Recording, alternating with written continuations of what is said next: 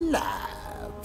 We're live. All right, Chloe, take it away. Hi, everybody, and welcome to the Savage Lands Week 9 stream through the interwebs. To my left, over there, is Chris Euryidium Rubior. That's what they call me. Director. That's apparently what they call you, but apparently I've been stumbling over that for like the last 9 weeks. It's all right. I am your community manager, Kittychix.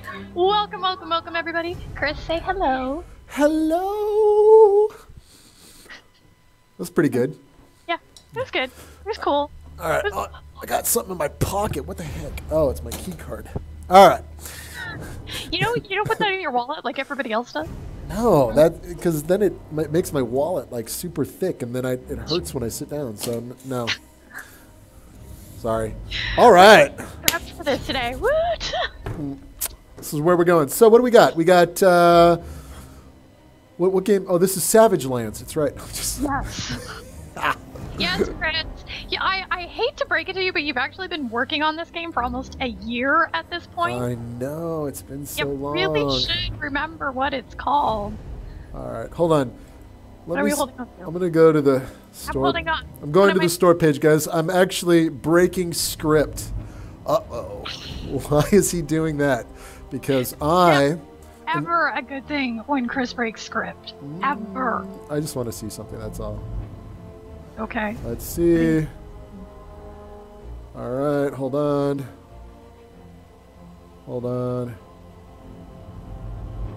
Hold on. All right, looking good. Are we good? Are we good? All right, I'm going to read negative review of the day for me. This is from Morty. Hate this movement. Can't adjust mouse speed. Hard to look around. Okay. Thank you, Morty. I don't... What's wrong with the movement? And I thought we had mouse settings, like mouse smoothing and mouse sensitivity, but maybe I was wrong. No, we do. We do have that, I believe, but there are some improvements that could possibly be made that will improve some of that. All right, one more, and then we can get back to it. Todd Holmes. Wow, can't believe there are no rocks on this world. Horrible game. Is that, is he being sarcastic? I don't know. All right. Well, thank you guys for the reviews. Much appreciated. I love this stuff. Thanks for all the positive reviews. Things are looking really good. I'm happy, but apparently some other people aren't happy. But we will work very hard, Kittychix, to make them love the game. All right. So let's get started. Let's go back onto script. All right. Okay. So perhaps we could get an update on the update. All right, let's get an update on the update. It's in motion. So, what's been going on? Well, the AI, those darn wolves and skeletons, they just don't like the changes that John has made to them. So there was some issues that we had, some kinks that we had to work out with those guys. The repair and decay system has also been giving us a few bumps and bruises here that we've been working out. But again, that just goes to show our commitment to working out these issues before throwing it out there.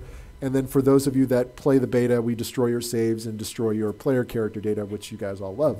So before that, we're going to try to... We don't intentionally do that, by the way. No, we're smoothing everything out. The code gurus are fixing everything, making everything good. So it will go into beta. Now, with that said, all of you that love to opt into the beta, there is a chance, there is a small chance that things could go just haywire and could corrupt things and things could go bad. So go, when you test the beta, just go in knowing that that could happen. I would recommend try starting with a new character, new world, see how that goes and go from there. But up to you, but we will make sure that it's noted in the opt-in beta section that there could be bad things that happen.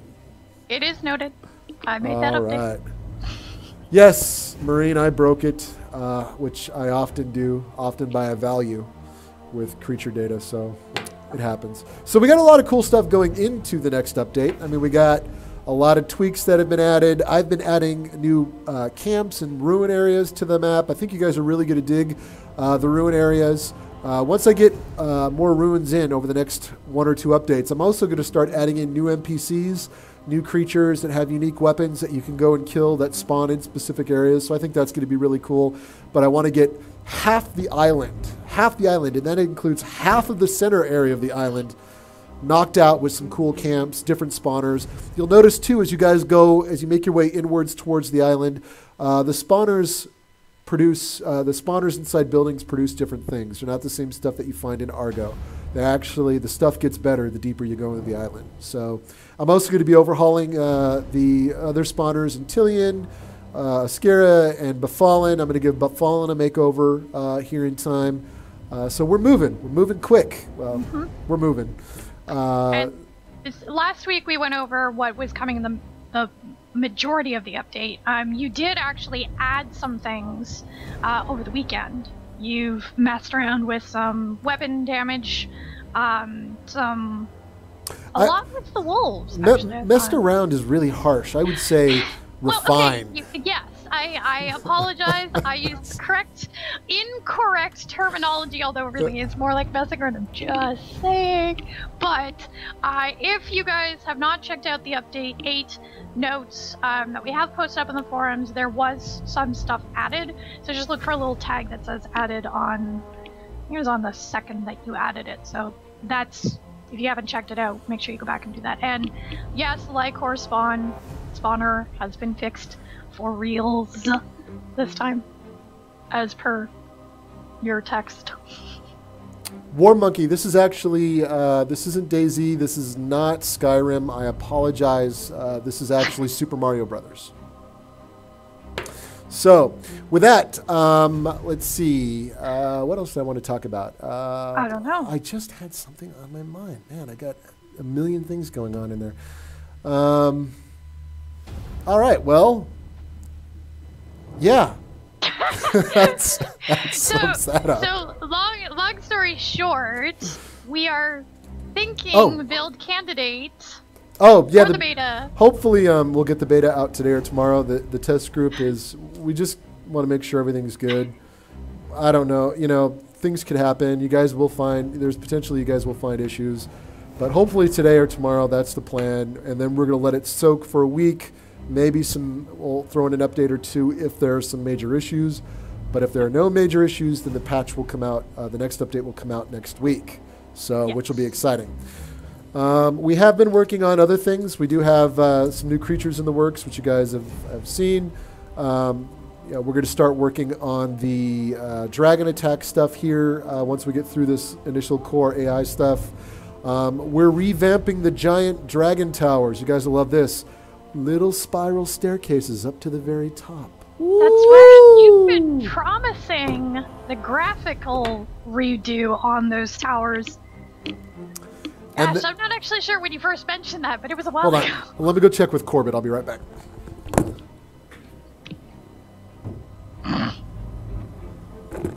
Yes, ladies and gentlemen, this is exactly what game development is like. We're rocking and rolling on him. I see the towers on his screen, so we're working on him. Awesome. So this is how we roll. I'm in a.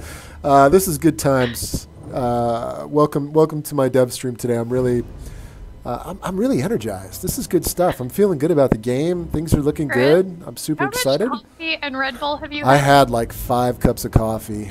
There we go. Okay, new rule. Before we come into the dev stream, you need to tell me how much caffeine you've had so that I can adjust around that. Yeah, so which will be good. So you guys, I think, will be really excited. We're working on, we're going to get Steam achievements in the pipeline. We're going to get trading cards in the pipeline. So we got a lot of cool plans. Time is, of course, our worst enemy, and the code team will hit these things when they can, based on issues and whatnot. So we're going to get the decay and repair system in, guys. I definitely want to hear your feedback on this, especially when this goes beta. I want to know how you guys would like to see this implemented. If we want some changes to the implementation, for example, if you only want decay and repair as an option when you set up a server, so you can set, this way, like structures that are pre-placed in the world don't decay. I want to hear what you guys think, but I want you also to play with it first. give it some time to soak, and then hopefully by Monday, Tuesday, you can start giving us your feedback, and then we can start making some necessary adjustments based on how you guys feel or what you guys feel has been implemented, if you like it or not, essentially. So we'll go from there. And like we said, or have said previously, with this update, because we have 3 big major new systems, I'm counting the AI system as new, even though it's an existing system. It's just a new version. We actually will have dedicated threads in general discussion for your feedback, for bugs and stuff like that, which isn't unusual. We normally try and put all of that stuff into their respective situation or respective folders. Forums, but in this case, it's a big deal. We want you guys to really tear it apart and discuss it and suggest improvements or bugs or anything that you find. So all of those conversations will be funneled into those specific threads. So once the beta goes up, they will become available for you to sort of voice your opinions and your thoughts, because that's the easiest way for us on the dev side to go in and really get into what it is that you guys are talking about. Yeah. Another big change that I made, and I think you guys will be really excited by it, is Radiant Gems. I've moved them to their own rock. I made one rock in the middle of the island that you mine, and it spawns Radiant Gems all the time. But it'll eventually run out, but I think it's a good call instead of, having to mine regular rocks. What do you guys think? All right, sorry, I was trolling. Anyway, yes, all right, I'm calming down. So, Chris, back on schedule.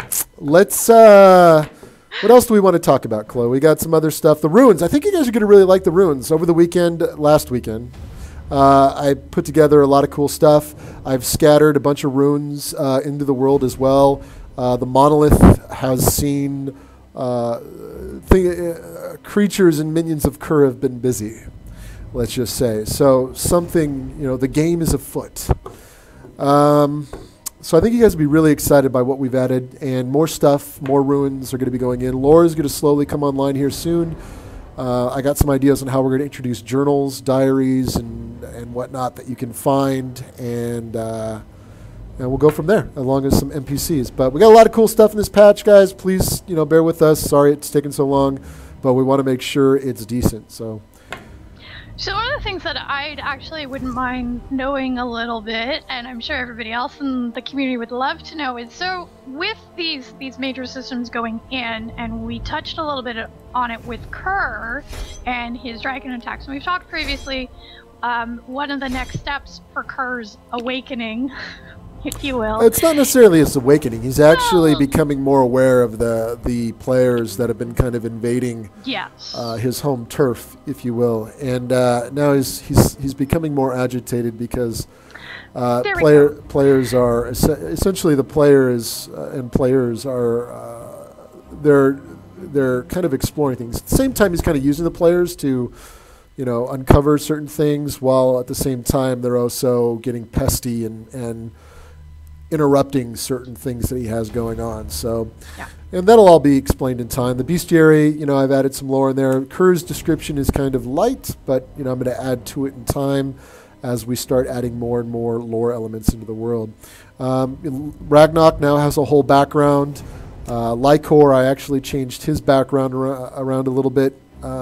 He's the one that discovered Kerr's weakness, but unfortunately nobody else knows. But if you read the bestiary carefully, it will actually kind of divulge how you will defeat Kerr when that encounter comes online, or when. The best. Well, I guess I was going to say, I guess you've already hinted at when, because I flat out asked, and you gave that away on one of our other streams. So. Yeah, but for those of you that didn't see that stream, it'll be buried within that text. All right, so what do we... So to the point of that, when Kerr becomes available... actually, I guess now the question is not even when. When will he actually get to the point where we can engage him? Not just have him come and spot us and, oh my, it's a terrible experience.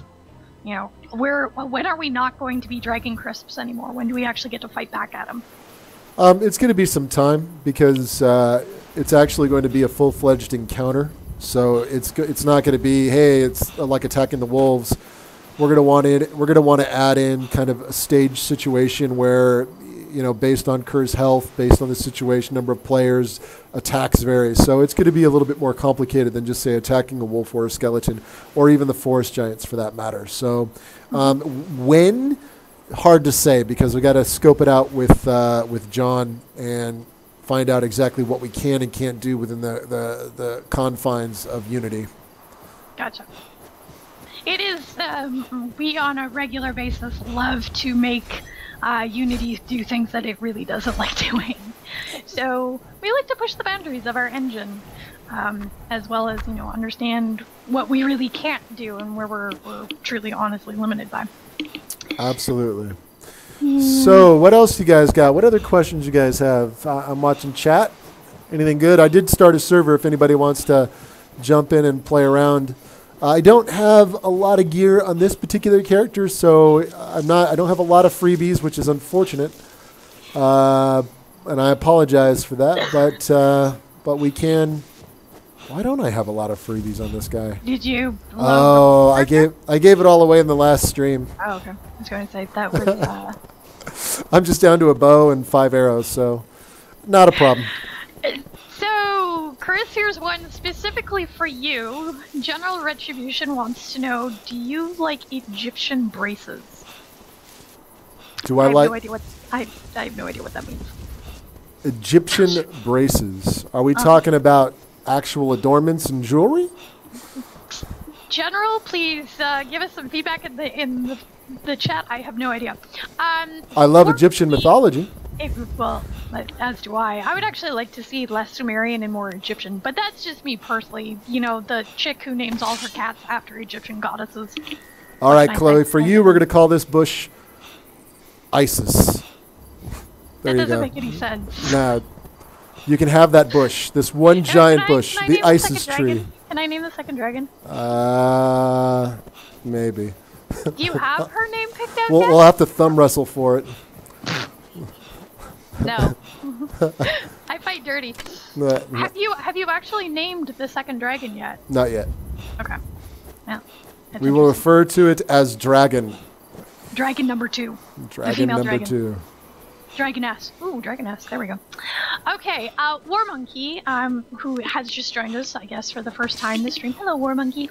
Has asked us to give a quick rundown of the game. Here, I challenge you to not compare it to any other survival games or fantasy games that exist. Go. Well, that's a hard challenge because you got to use other games for comparison. You. So, basically, in a nutshell, Savage Lands is a survival-themed fantasy, open-world fantasy multiplayer, hostile, brutal, survival game. There you go. Terrible, terrible description.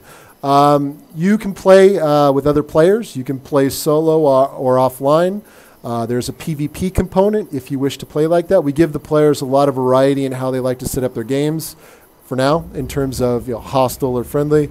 But in general, you basically wake up on this island, the Sundered Isle.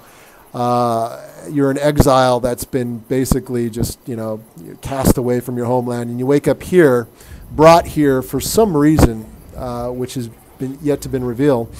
And you basically make your way through the world. You got to build fire, you got to build shelter, you got to go build armor, craft the things you need to survive in this hostile and brutal environment. Unlike other fantasy games or MMORPGs where you could maybe drink some moonberry juice and everything's happy and glorious, you die, you will bleed to death, you will get poisoned, you will get diseased, and these things have a huge impact on your overall performance. Oh, somebody built fire. Woo!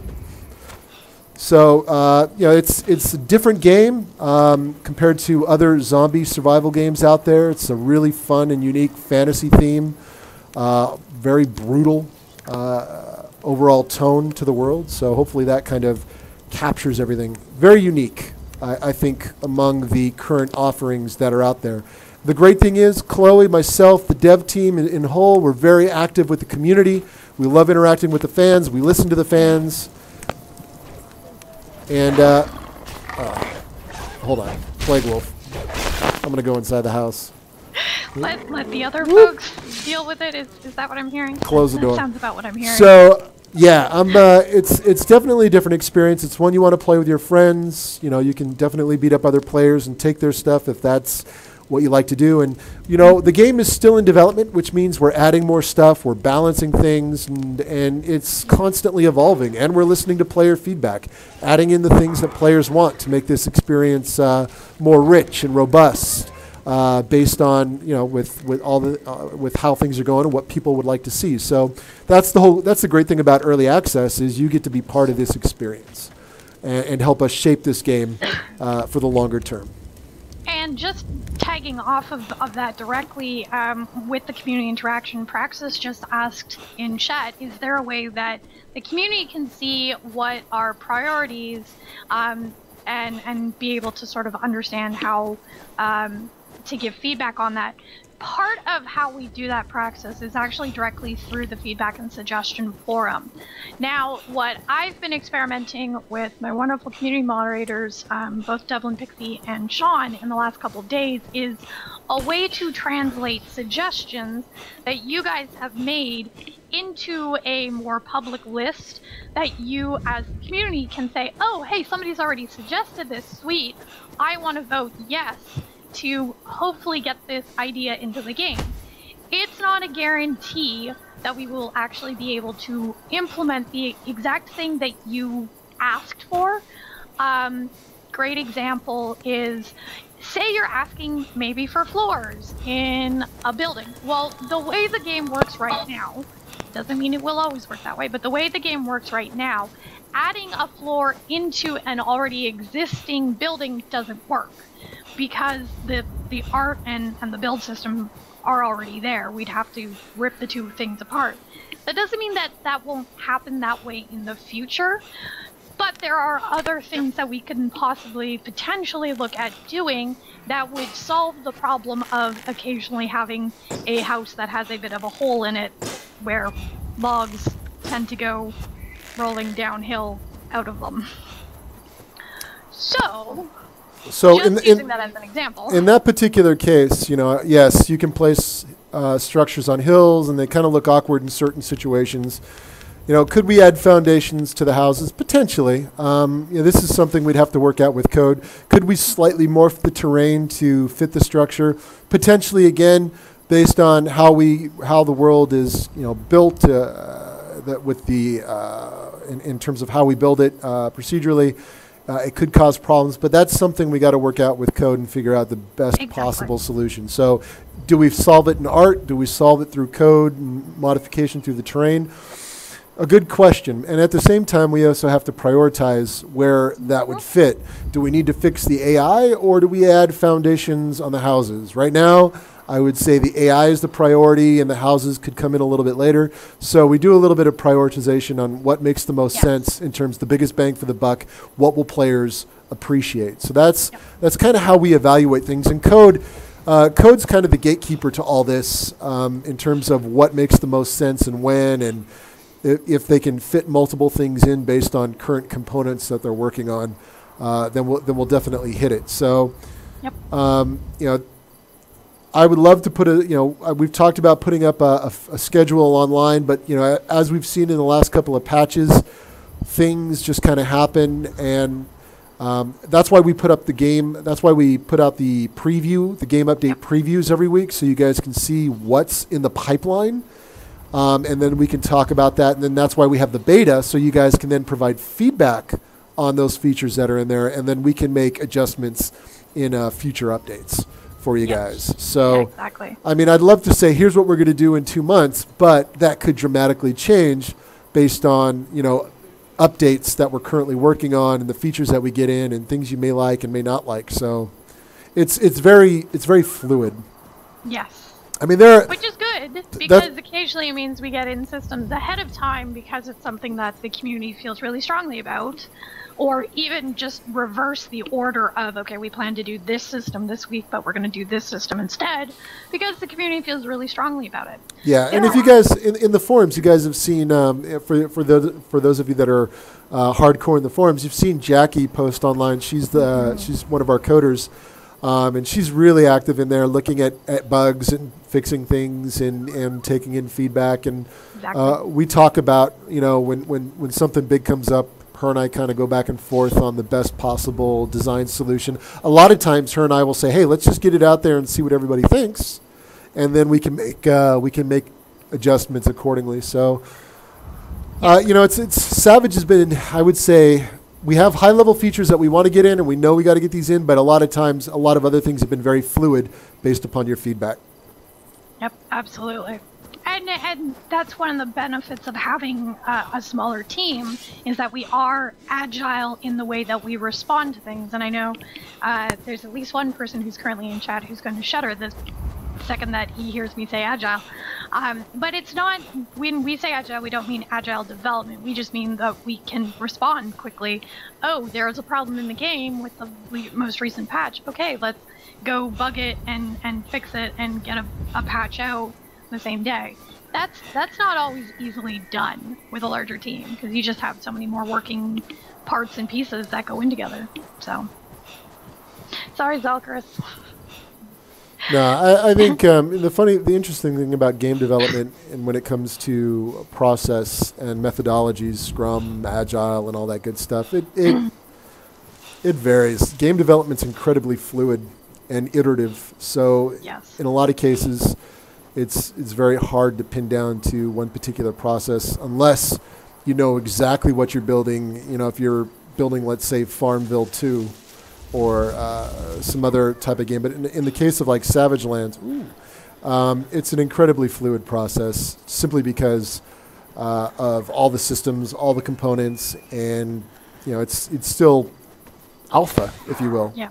And we like to make changes based on what players want. Absolutely. which is what makes the whole development process incredibly fluid.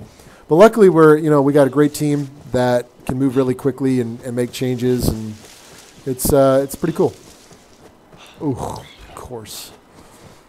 Oh, man, Plague Wolf City. I was gonna say, I haven't seen anything pop up in your stream, so no way you're. No, I ran into a Plague Wolf, and like a ding dong, I'm gonna run. Yeah, good luck with that. Yeah, hey, dude with the Golden Reaver, thank you. Is really awesome. That's really gonna help you get away from the Plague Wolf. No, we got Golden Reaver wielding. Yeah, that'll make short work of the Plague Wolf. So shields are starting to pop up more and more, both in chat, in questions, and just in general.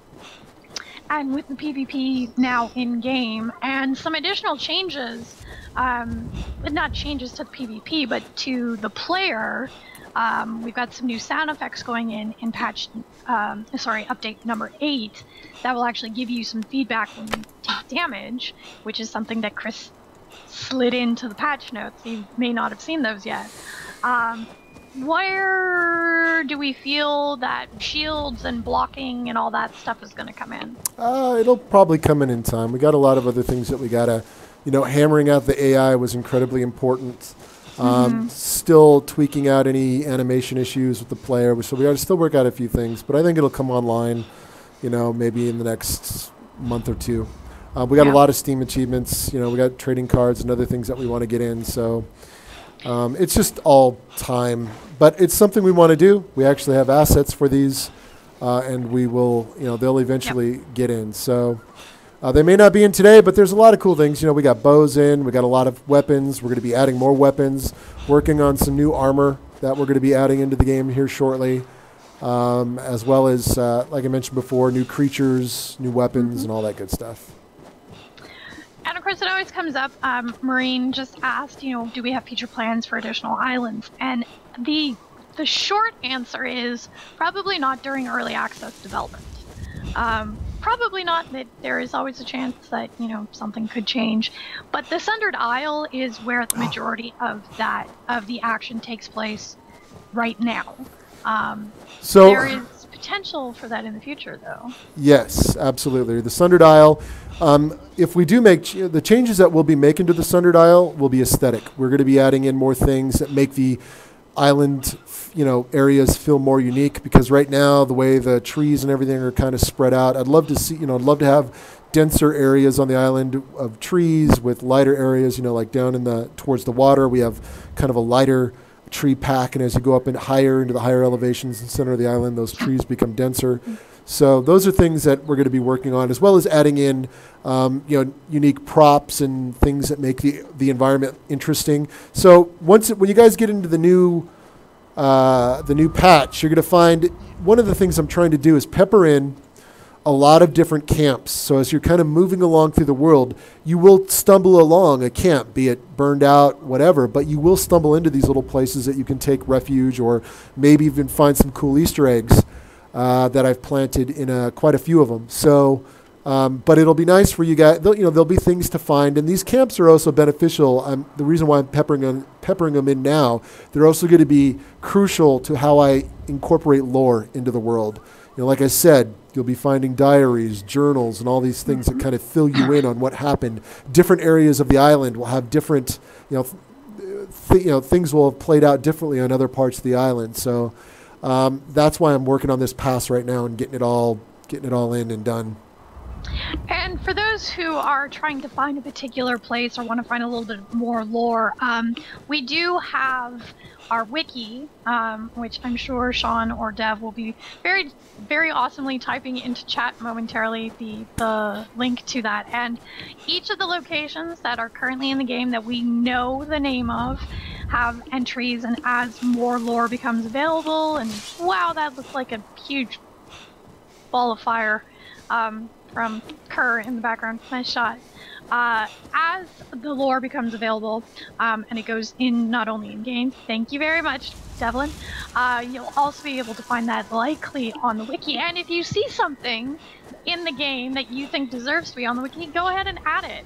This wiki is for you guys. It is to include things that have been confirmed in the game, as well as potentially sometimes rumors that might be interesting that we hint at.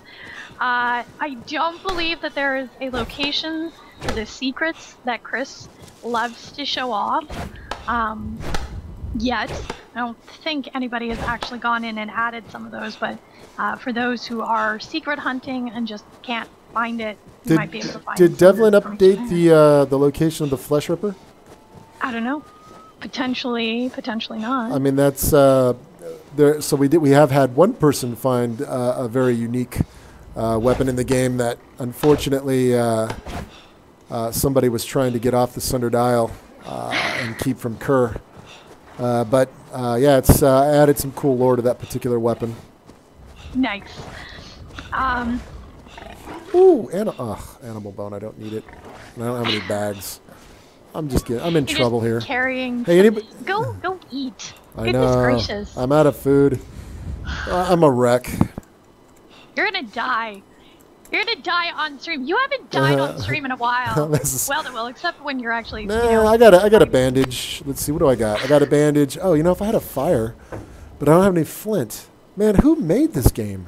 I don't know who made this game. You're terrible. You're so terrible at this game. Odin's Rage. There will be traps, and Zalcaris also asked. Yes, we are still working on taming. Actually, I don't know whether the taming has even been started yet. You haven't actually started that yet, have you? But that is going to be a thing that will eventually, at some point, happen. Yeah, that's. You'll be able to tame creatures. When we start adding in things like magic into the world, the creature taming will be part of that experience. Again, a lot of code, a lot of cool, a lot of code that goes into that. So there's a lot of things we want to fix first that we got to get into place before we go that route. We don't want to. We want to make sure we have all of our ducks in a row as we add this stuff into the game. Just takes time. Absolutely. We did actually do a community stream yesterday for those of you guys who were able to join us. Devil and Pixie had created a nice little arena for PvP in Argo in a specific world for that, and there's a highlight at the very end of from that stream that is up on our highlight section on Twitch. It's about 10 minutes, and it is just 8 of us stripped down to our characters' loincloths and just going at it in the rain, which was kind of awesome. And by the way, Chris, you totally were invited. Don't give me this BS in the forums that you didn't get an invite. It's all right. I was working. I was getting stuff into the game. I want to answer a question from Matt Wintnuts. It's about the armor, and yes, you don't get damaged while wearing armor. So we did armor a little bit differently in this game than, say, your traditional RPG that has an AC system that mitigates X% of the damage, or you can have like, oh, I got 9 billion AC and it only mitigates 2 damage. So we decided to make armor a shell, much more like it is in real life. It is a layer that protects you. So as creatures are attacking you or a player's attacking you, parts of your body will take damage. And if that part or a roll will happen and it says, oh, we're going to hit your arm. And then when it hits your arm, if the arm has, let's say, plate mail on it, ebon steel, it'll hit the ebon steel first, and it'll apply damage to the armor before it applies damage to the player. It seems to make logical sense, and it's a system we think is pretty cool.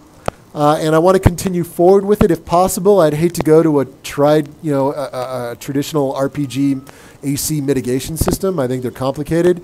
I know people are like, well, you got to increase the durability of the armor that we have. Well, I actually had, when I did the balance for the armor and weapons, I planned ahead for PvP. So in how I have the weapons balanced and the armor balanced, it kind of all works together. Not to say that it's perfect, but it's decent. Now, when it comes to, well, you need to increase the durability. No, one of the things I'm looking at, and I have done already, is reduce the amount of damage creatures do. By doing that, that reduces the amount of durability that's taken away from the armor. So there are, I did have things in place that I would tweak and tune different dials as we kind of went forward. So now that we're at this point, we'll see how things go, and I'll still keep on refining as we move forward. But hopefully that makes sense how the armor works. It's a shell. It's kind of like a shielding system. The creatures must go through that shielding system first. Now, there's one caveat to the system. There's a piercing value to the armor. So you got piercing 1, 2, and 3. There are creatures, depending on size, that can pierce through that armor. There's also player weapons that have piercing value on them as well. So let's say a bear, for example, has a piercing value on his bite of 3. That means it'll actually pierce through ebon steel. And if it pierces, let's say, it'll bite through any armor that you have and apply damage. But those, it's rare. It's a kind of a rare situation that happens. So, but it can happen. It's kind of like a critical strike. Huzzah! Are you? I'm good. All right. Okay. The sun has come up. I feel safe to travel. Plague wolves are gone. All is well in the world. Let's go and find. Ooh, something spawned. Worn leather arm guards. I will take those. Your general retribution has called you Captain Die Dev. You're not Captain Die Dev. You're Captain Squirrel Dev. 2 seconds later, and you're off on something else. Got to keep moving. Oh, shiny. That's shiny. my superpower, the ability to multitask. He also has another question that I'm trying to look back. Okay. What do we got?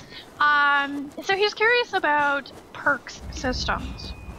So not necessarily in the way that you unlock something, the ability to do 10x damage or something like that by equipping something, which could actually be a potential thing through a magical enhancement.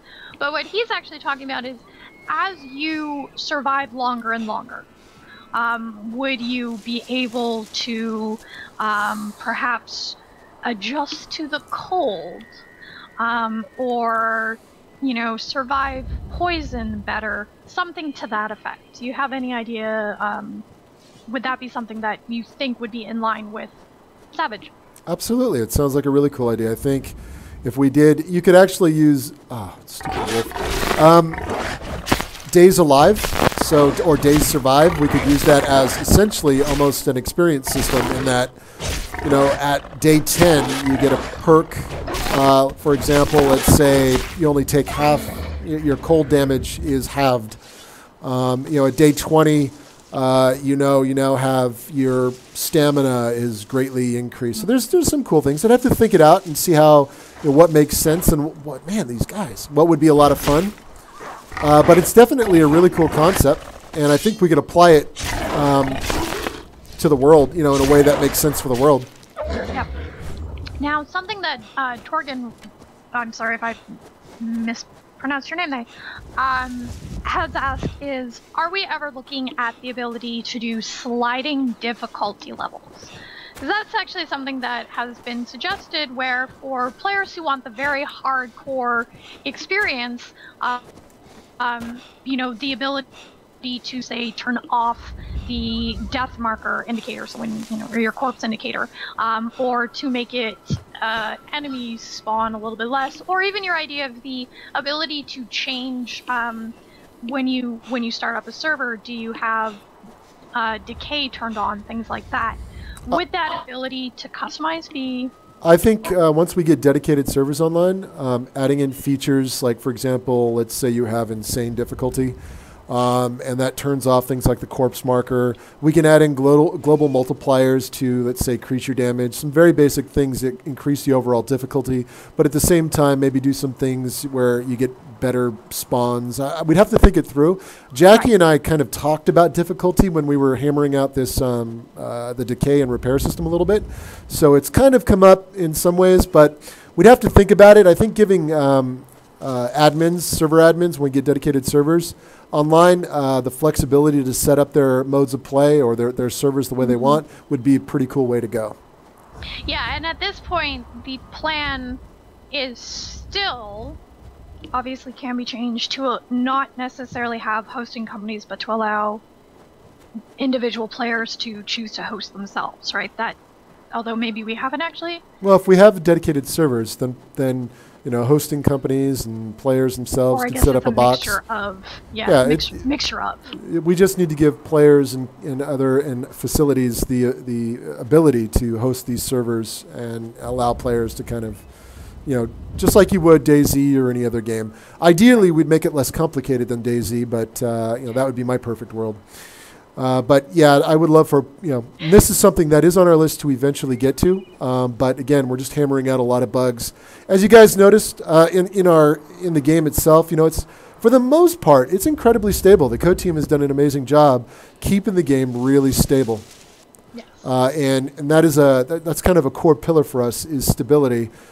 So that everybody that comes in, they have a good experience, and you don't constantly have to deal with crashes. So I think the code team has done a great job making sure that, adhering to that core pillar and making sure that the game is always in a stable state. Sometimes, and that's why we have our week-long beta phase usually, so that we can test out the patch, we can corrupt all your save games and all that good stuff, which is always fun. So. But that is, it's very important for us to make sure that we have a stable build at all times across all platforms. By the way, we do support Mac on SteamOS now, which is awesome. Yep, and Linux through the through SteamOS, yes. Yep. So you can use it. We're gonna go kill a forest giant. All right, go kill a forest giant. I'm liking the forest giant. Where are you, guardian of the forest? Okay, and we're done with the singing. Sweet. Done. I put in these markers so I know, I know exactly where I'm at. Well, I'm glad that you have Makes that. me happy. 2 streams of getting lost while trying to find the forest giant. No, not anymore, ladies and gentlemen. Not anymore. This is, again, you'll find these giant pillars. Hopefully he spawns. Maybe. Oh, you know what? Oh, by the way, there was a broken forest giant spawner in the game. I fixed that. I think this is the one. All right, well, let's go find the next one. Darn it. This was the one that everybody came to, too, which is a bummer. GG new. But suffice to say, it's fixed. All right. All right, I think I did get all of the questions that are so far. Well, okay, I mean, Torgan, we have actually already answered this question, which is there going to be magic in the game? And yes, there will be magic implemented at some point. In time. The magic system is one that's probably a little further out. We're likely to see it after we see Kerr's, more of Kerr's Yeah, the dragon attacking will come online first. We want to get the dragon in. We want the dragon to hunt, maim, destroy, kill. That's before we get magic in. I mean, all of this is kind of tying together. You guys always hear me in the stream like, you got to get those night bloom flowers. You got to get those flowers. Because there's a reason the forest giants are kind of connected to how the dragon encounter will work. So I tell you guys right now, bulk up. But I don't want to. I don't want to. These are the old ruins, everybody. Old. Like the forest giants. They're nice. I don't want to go and harm them. You know what? You've pointed out multiple times that they are Kerr's #1 enemy. I don't want to go aggro something that defends my homeland, my current residence, from a fire-breathing dragon. Well, like I mentioned earlier, there's Kerr is annoyed that a lot of players have kind of made their way to the island, but at the same time, they're helping him to deal with the forest giant situation. The forest giants are kind of the ancient guardians of the Sundered Isle, and they stand between Kerr from getting what he wants. The monoliths are all part of this as well, but they're protecting something. They're there on the island for a reason, and Kerr cannot get past them. But the players, the more you kill them, the more it provides opportunity for Kerr. Yeah, like I said, it just seems like a bad idea. Yeah, but at the same time, the forest giants drop a particular item that you will need to use against the dragon. It's kind of this crazy little web I designed. You've managed to come up with this terrible, horrible system. Yeah. Yes. It's awesome. people All right, love so it. in other words, I actually will have to get myself geared up enough to go start fighting these poor, defenseless forest giants. Will there ever be a map system? This is from Pappy Tim. No plans at this time for a map system. But that's not to say that there might not, there's a lot of cool places you can go. A lot of guys and gals have done a great job of putting together a community map, noting out all the cool locations that I regularly, that I mostly change all the time. Or I add more stuff to the map for you guys to find. I was going to say, you don't change. You've never actually picked up a ruin and moved it.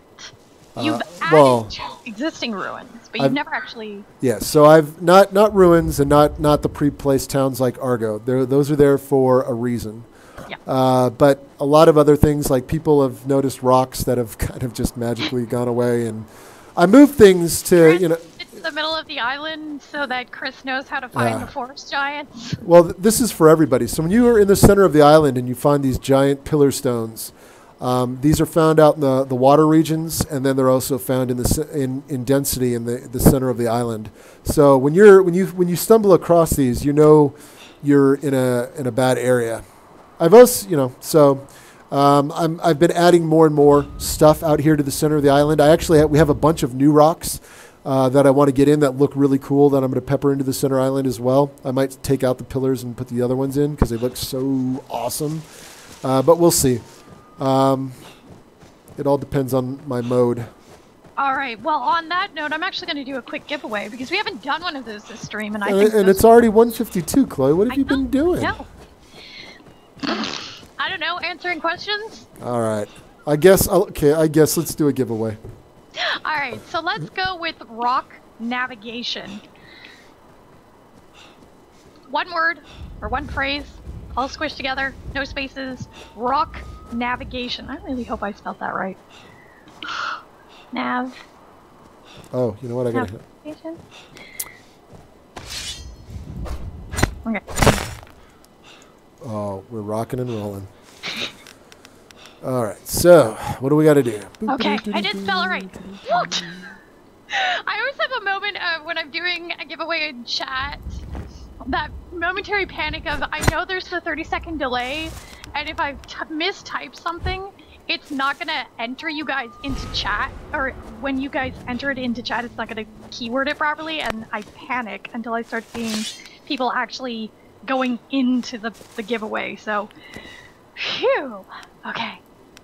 And while they're doing that, so some in chat asked, are we planning on seasons? Because obviously we are very firmly in winter, and now you have actually said that winter on the island actually came as a result of Kerr. Yes. So could there be a potential for different areas on the island to not be in... I mean, I guess the island's large, but it's not that large, so we probably wouldn't see it on the island itself. But there could be remnants somewhere of stuff that aren't quite so snowy, right?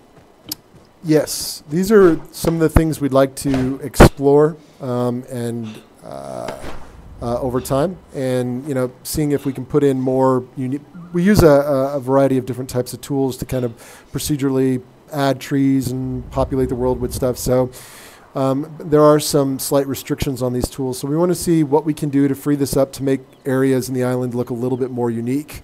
So when you come into certain pockets and whatnot. So yes, we'd like to get to that. That might be in time. It's a couple months down the road. We're going to add another environmental artist that will help us kind of hammer some of these things out, work with code to find out what we can do, and try to... Somebody's getting attacked. Oh dear. Go lend a hand! Oh, this poor Be guy. an awesome game dev. Don't stand around and let him die. Oh, this poor guy.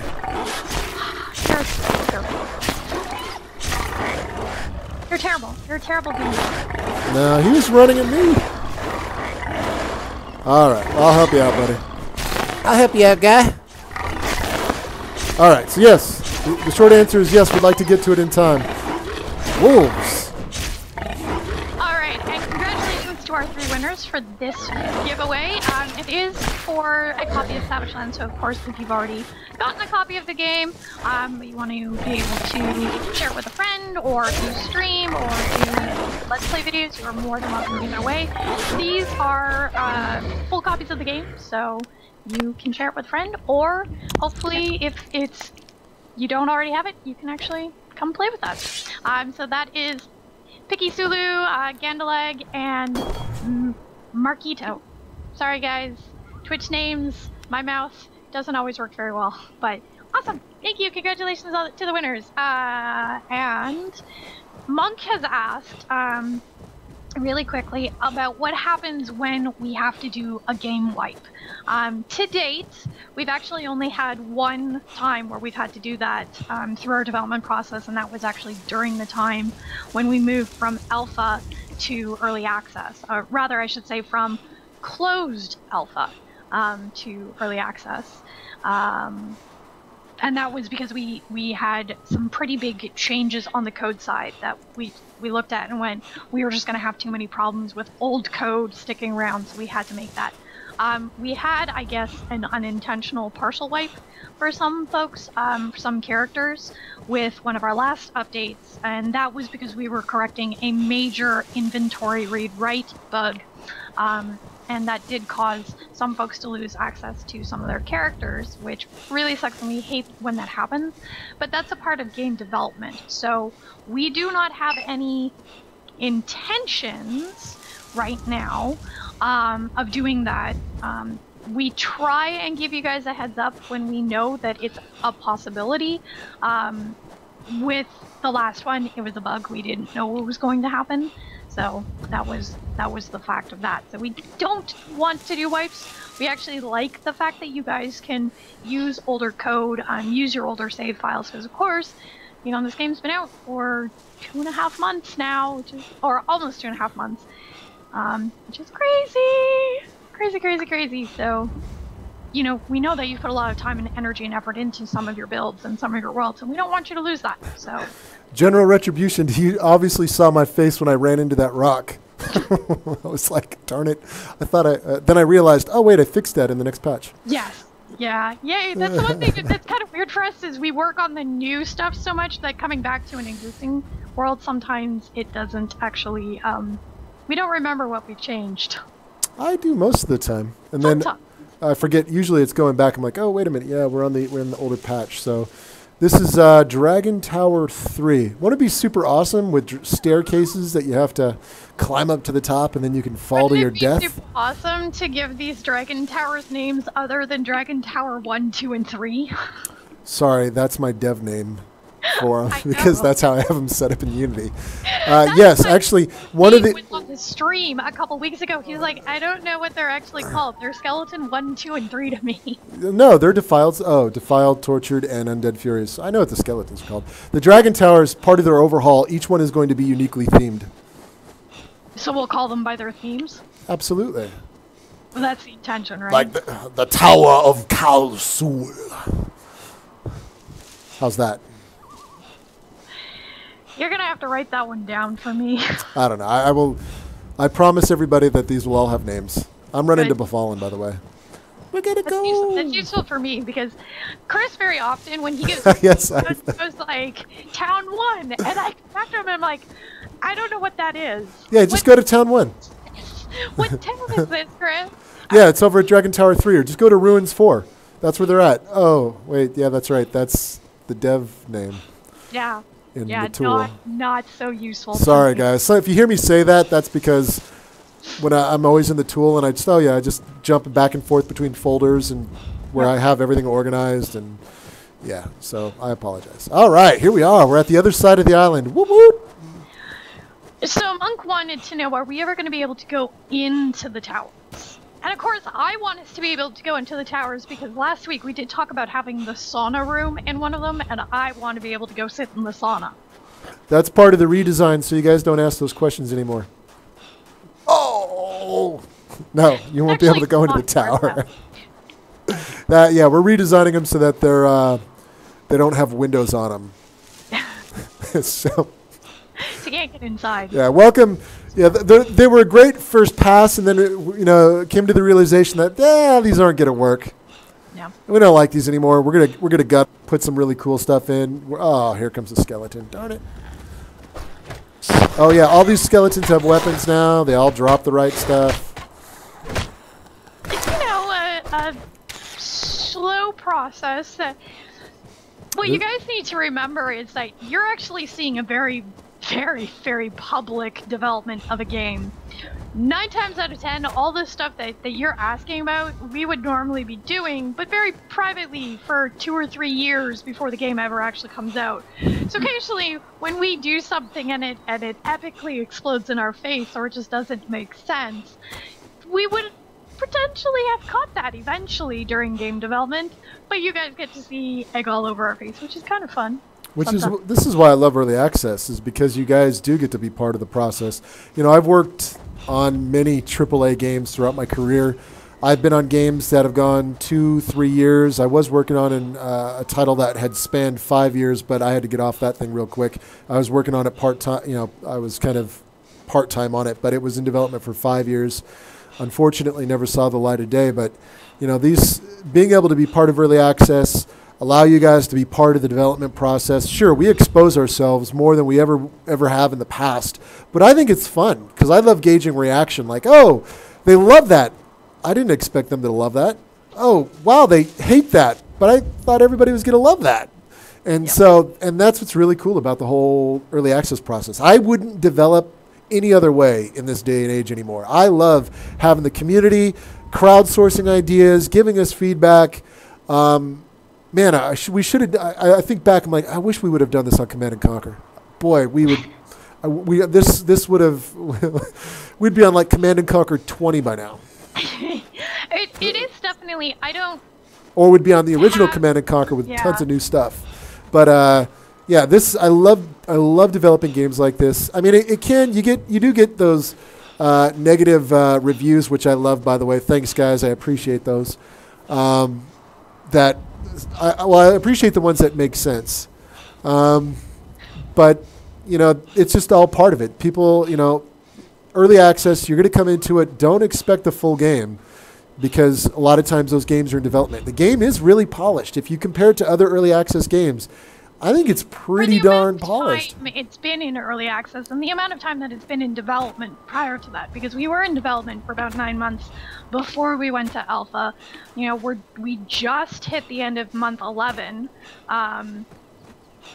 Yeah, 9 months for a development, 9-month development cycle for a game like this that didn't leverage anybody else's technology other than Unity. That means we didn't build off of anybody else's multiplayer backend. We didn't mod a game. We essentially built this from the ground up in 9 months, which is pretty darn impressive, especially with all the systems, spawning tool, the AI. The AI alone is incredibly complicated. I mean, there are things, you know, I've relegated now to only touching a few things within the AI because it's so complicated, because I don't truthfully understand a lot of the components, which John has masterfully crafted. He knows the AI, so I touch things like damage, you know, hearing sensitivity, how far creatures can hear. But there's a lot of many different values that John has to manage within the AI component. That's incredibly complicated. But we did it in 9 months. That is incredibly impressive for a team of 7 guys. So, you know, again, but being part of the early access process, this is awesome. Now you guys get to play it. Tell us what you want. I'm being open to you, telling you, yeah, I'm adding more stuff into the island. Normally, all the stuff that I'm adding would have taken me probably another couple months. You wouldn't, you know, in game development, you would never have seen that. You would have seen a finished game. But as I'm adding this stuff in, you're part of that process. You get to see the world evolve. You get to see it come to life. You get to see creatures come to life. New creatures added, loot tables, new weapons, new armor, and experience that. Those guys that have been with us since day one in the beta. I mean, imagine, and out there to all you guys, imagine what it was like. Remember day one when we first started playing, and then here we are today? It's vastly different in many ways. Remember when you couldn't relight campfires and the deer ran away into the water? Come on, that was hardcore. Who didn't love not being able to relight campfires? That was fantastic. Well, but then again, the day one experience in alpha was campfires didn't expire. So, you know, there have been some trades where we went, oh wait, no, campfires are actually supposed to burn out. That was it. Oh wait, what if they burn out? And that was a great situation. This is Befallen, guys. I still got a lot of work to do here in this particular village. This is on the opposite end of the island. This village was ravaged by plague. So it just, you know, I got to do some more work to it, get some more bones and skeletons and nasty things in here. But, yeah, there's going to be some cool backstory, also some cool NPCs that we're going to add that kind of cater to the story of this town. So, but, yeah, I am on the opposite end of the island now, which is pretty darn cool. You'll know you're in Befallen when you find this little guy right here. Basically a warning saying, yeah, don't come here. Wouldn't it be cool to come in here and then you suddenly get poisoned for no reason? That would be awesome. Chris, load up on the frostberries. I told you that your definition of awesome may not be like the way the world normally defines awesome. Well, that's great to hear, Mac, on Unity 5 and Blender, and glad we could help inspire you to do great things. You know, game development can be a lot of fun if you have the right mindset and passion. I love making games. I do. I've been through many trials and tribulations of this industry and seen a lot, but I love making games. I love Savage Lands. Savage Lands is... you know, I wake up every morning. I do have kids. My kids and I wake up in the morning. Whenever we get a new dev build at night, I let them, they each have their own world. They play.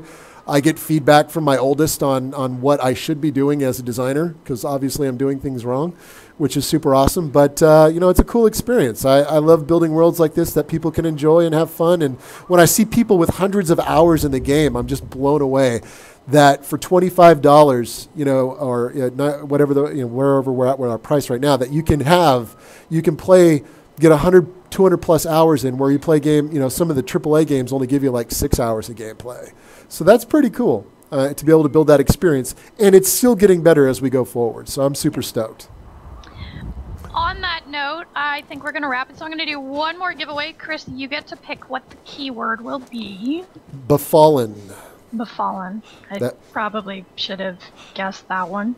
Alright, don't start entering. Well, it won't matter. By the time you guys actually hear that, it will be available to be typed in, because that's how I roll. And I forget the, stream delay sometimes. Yay, stream delays. Alright, so Befallen is it. Do not capitalize.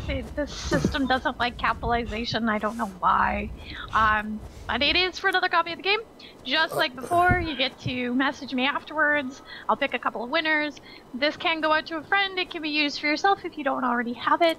However you want to use this, it is up to you. We're just all about sharing the world of Savage Lands and the Sundered Isles with you guys. So we would love for you to be able to share it with someone else if you already have it. Absolutely. Go check us out. Visit our store page. You can buy a 4-pack and give and share with your friends. It's a cool game, and you can be part of the dev experience. Absolutely. You can friend me up. You can chat with us, Chloe, and the community, Devlin, Sean, Kryzak, all those guys. They do their own cool stuff, host servers and play, and you can join them at any time. I'm usually super busy, and I apologize for that, so I get to questions when I can, but I'm always adding stuff into the world. Like the code team is always hammering away at stuff. We're just always busy, so... But I try to get out there and talk with you guys when I can. I should set up our streaming machine to be just a dedicated server always on all the time. That's what I should do, and let you guys play and craft out the world. Maybe we'll do that in the next patch. Interesting. Once we're hosting. I'll see. Well, yeah. Then I host it every week, and people are there. I don't know. Maybe we'll figure something out. It could be like Signal's little Deddy. But I'll let you and John talk about what that might do to the system. I think if anything, it'd be a great test. It would be awesome. Probably would be. It would be a good test. I mean, it's throw as much as we can on the system. Although we'll have to figure out if something does go wrong, how to get messages to you guys to reboot it. Anywho, on that note, I'm ready to pick. All right. Congratulations to Loban. Leet. Congratulations to Arendor, I think. You're gonna see your name in chat very shortly, so you'll know exactly who it is. I'm sorry if there's multiple names that sound the same. And to one of our chat dudes, common chat dudes. I'm gonna sound terrible. Congratulations to General Retribution. I know some of you may already have the copy of that, but you can give it to a friend. So, totally give it away. More people playing, the better. Spread the good word of the Savage Lands. The Savage calls to you. Very cool. Cocaine Mustache Gaming, stick around in chat for a moment and I will hop over to yours and we'll do some hosting for you guys. That was a funny name. I liked it. That was good. Yeah, you know what? It is what it is on Twitch. I'm not entirely sure how their name stuff works. So. That's how we roll, everybody. Hey, can I get the final word, Chloe? Well, okay, then if you're going to get the final word, then I have to do my preamble before you can do your final word. All right, cool. Okay, all right. So thank you, everybody, for coming today. We really appreciate it. As always, if you're looking for any of our links, Sean or Deb will toss that up, and you can find us on SavageLandsGame.com, the official website. You can find us on Facebook at Facebook Savage Lands Game, and on Twitter at Savage Lands Game.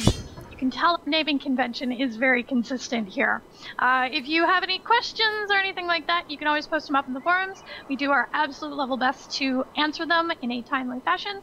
If you have bugs that you have found while you're playing, please make sure you're logged into the forums on Steam, and there's an early access forum directly for you. For bugs only, there is also an early access feedback and suggestions forum, and that is where every week I go through and I write down all the bugs and I write down all the feedback and suggestions. So if you guys have posted something that you would like to see, that information is getting to us. So keep making suggestions, keep giving us feedback, keep posting your bugs, and thank you again for joining us. Thank you to everybody who has followed us and has watched our streams and our videos. So we love you guys.